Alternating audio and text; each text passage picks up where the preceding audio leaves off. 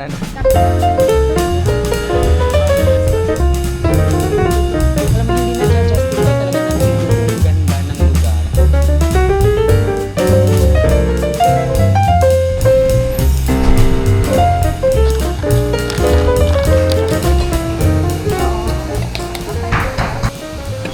Wala man sila, binogdihan mo na gay. Hey! Welcome to Mabulog. Good morning, people! Morning! Isang magandang umaga naman po dyan, mga kapamilya. Hirap na hirap kayo eh. Picturean ko na nga kayo. Picture! This is for you, Camille! Paano mag-play ng music yung Meta? Meta.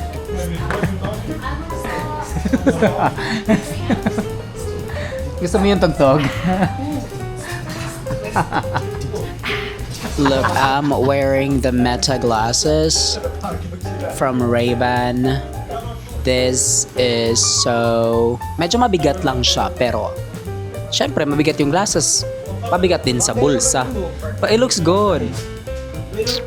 If only there's a prescription version. This is like all-in-one. You can record on it, you can play music. And you can wear this sa work if my prescription, or you can wear it outside because it can do transition. The main character has arrived. The style icon herself. Tinivels. Vlog takeover. Bakit ganun kalapit eh? Chismis pa more. Ang design na to,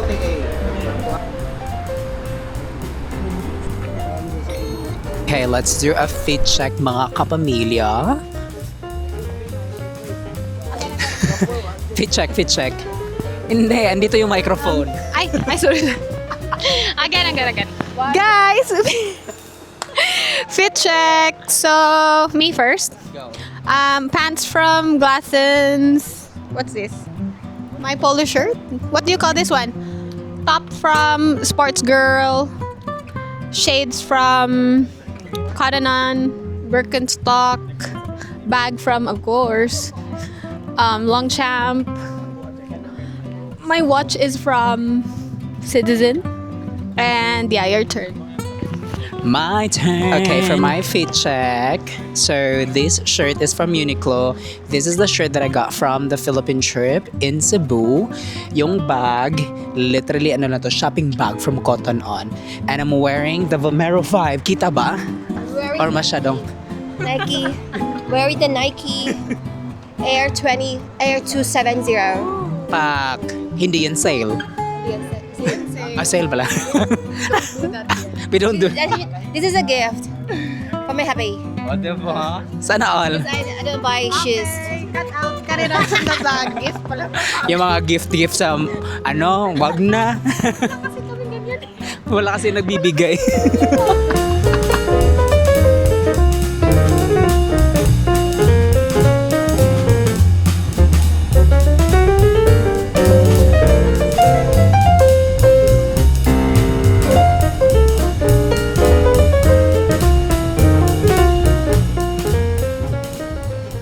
Ano? Kapit ka.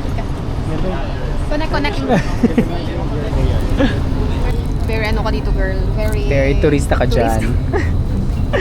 Yes. And then perfect kasi kung uuwi ka ng Pilipinas or may mga friends ka na gusto mong bigyan ng mga limited edition Australia stuff. Welcome to the market world. Sa Sydney, this is what they call as Hay Street Market in Hay Street Market. So kapag nagla-light train lang kayo, so abangan nyo lang yung Paddy's Market stop, and ito na siya. Like malaking market area with these stuff.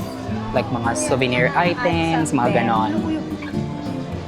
O labubo, sige go, push. Dahil mahilig ka naman magkape, mag-tea, ayan, may mga coaster dito. So that one is like 3 for 20. May mga products din from New Zealand. Of course, fridge magnet. Ang kailangan mo lang talaga, sipagan mo lang talaga yung pag-iikot. Kasi kung hindi ka nag-iikot, matetenga ka lang. But actually, pare-pareho lang yung mga binibenta nila. Pero kailangan mo talaga mag-ikot kasi minsan may mga pa-sale sila mare. Like this one, $4 for 10. $3 tapos yung isa. Tapos pwede ding 4 o parang mapapabili ka na kasi binigyan ka na ng basket ni Ale.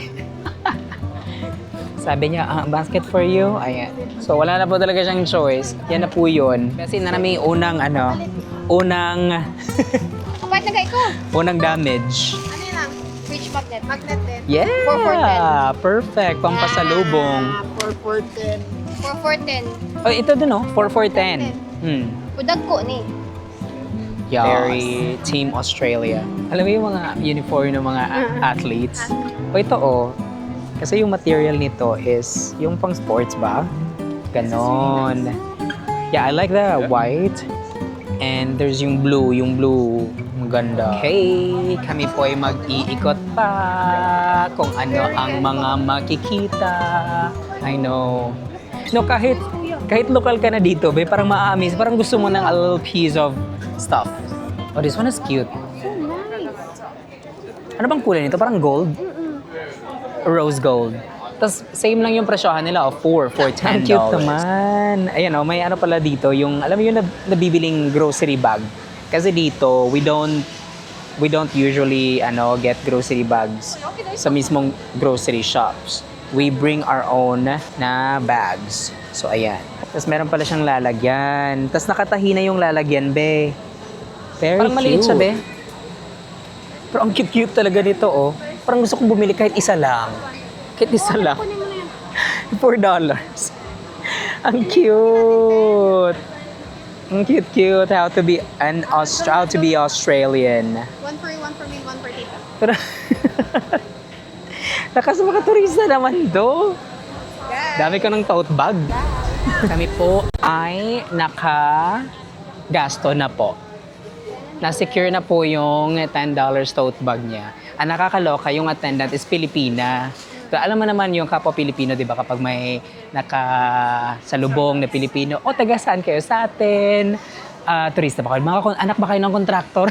Hindi ko kinaya yung tanong. Mga anak ba kayo ng kontraktor? Mukha ba kaming anak ng kontraktor, te? Po, may pabigay si Maring Irish. May pasalubong po siya sa akin mula sa Australia. Oh my God! Hindi ganon. Hindi, kasi sulit na rin siya. Yeah. Kasi if isa lang yung kailangan mo, you pay how much? 5? 4. Tapos if you buy 3, tama ba? Oo, maging... Makasave ka. So you save, may parang libre kang isa. Sige, ganun po yung math. Ganun po yung math namin. Math ng mga gastador. At kami po yung napadpad na po sa, ano ba to dito, bar. Sa mismong loob ng, market. Ayan, performance level. Nasa Brazil. May pasta bar din. Ay, ang cute ng setup, actually. Like, I wonder paano naipasok nila yung mga ganyan. Parang ang bibigat nito. Binigyan tayo ng tote bag ni Maring Irish. So, ililipat ko lang po yung mga gamit ko. Kasi, itong tote bag na dala-dala ko, ito yung parang shopping bag na nakuha ko when we shop doon sa Birkenhead Point sa Cotton On. So, medyo mahaba siya. Buti na lang, merong maliit na version. So, ililipat ko yung mga gamit ko. Kita po ba? How to be an Australian. Ayan, ay, wait, flower shop. Hello po, kamusta po kayo? Kami po ay okay lang dito. Ang ganda, be. Ay, cute. Alam mo, hindi na-justify talaga ng video yung ganda ng lugar. Medyo madilim siya sa camera, pero like, if andito ka, tapos kita mo yung the ambience, yung amoy ng bulaklak, tapos may mga pagkain. Rounds po namin ng ikutan, nakita na po namin finally yung lift to go up to the retail store. Hello mga kapamilya, nasa lift na po tayo. Level 2. So sa mismong taas ng market is parang mall. So ayan. Ito po siya. Maliit lang naman siya ng mall, and then merong Cotton On dito na parang outlet store. So, makakaloka po yung pabudol today. Pala lang. Dala mo ba yung aloe vera gel mo? Oo. Ah. It's mahal din. Hindi, bas. I can't do shopping anymore because mabigat siya. Adi, uwi na tayo. Sakay na tayo ng train. Teka lang, wait lang. What's the plan? May game plan ba tayo? Wala. There's no plan. Napansin ko lang sa mga outlet stores talaga, like, it's either yung sizes is masyadong malaki o masyadong maliit. So, tatalasan mo lang talaga yung mata mo hanggat sa may mapili kang gusto and yung presyo din. Guys, look! They got a Pop Mart Robo Shop. Cutie! Hello! Hello! Hello! Oh, this is cute!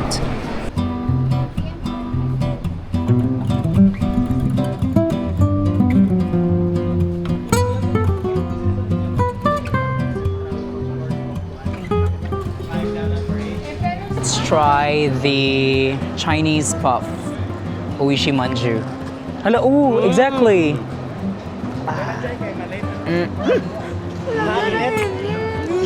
Yeah. That's so good. Walang chocolate. So good. No, it's cheese. Oh no, cream. Another piece. Another piece. But it's so init ba? Yung panahon o yung kinakain natin? Both. I know. You get cream. Oh, let's go. The charm is here.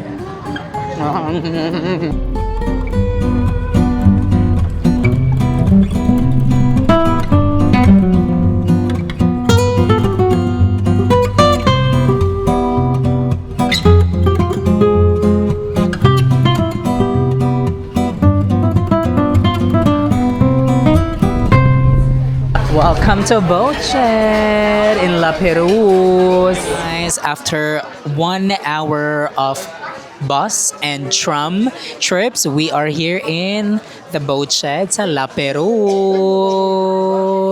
And they are known for seafood platter, which is very, very masarap. I think this is my 4th time na dito. And we always get exactly the same order each time kasi hindi po siya nakakasawa. Guys, quick update. Sarap, no? It's so good. Sophia will love this. Ano, hindi masyadong maalat. Sophie, if you're watching, Have some of the ano. Oh yeah, gusto niyo yung ano, yung garlic bread. Try, what cheese is that? Goat cheese. Try. Try. What cheese is that, Jai? Me! Wala na ginamit dyan. Kamu mo, good. Thank you. Cheers! 1, 2, 3, hambal, Rish. 1, 2, 3. 1, 2, 3, go. Vlog. guys, quick update. Ano sabi? Pinalitan ko ng hapon eh. Oy! It's not what you're thinking, it's a face. Let's go and meet the Lord Bridgerton. The Lord Mayor. Very, Lord Bridgerton, are you here by any chance? Look at the view from here, guys. It's so beautiful. Pero yung araw, ang sakit. Hala, this one is giving what? And at last I see the light. Rapunzel, lay down your wig, girl.